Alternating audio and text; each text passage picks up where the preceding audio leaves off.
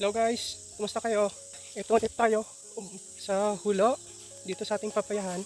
Ngayon ilang araw din akong hindi nakaahon at gawa nung nanganak kong kambing, kailangan talagang matutukan, kailangan makadede at kailangan masunod ng gamot yung kanyang sugat. Pero unfortunately, mukhang mamamatay yata. So sad. Wala, no choice tayo.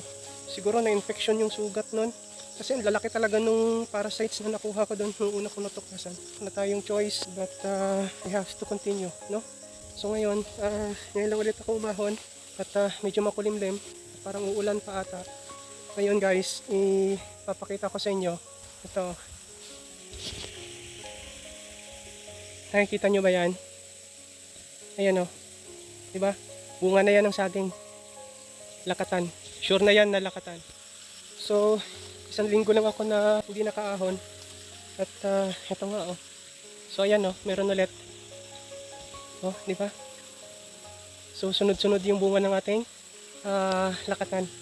At ngayon, titingnan natin, malapitan.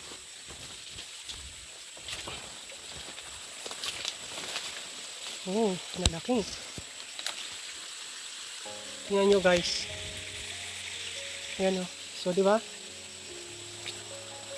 Oh, ilang piling na yan? 1, 2, 3, 4, 5,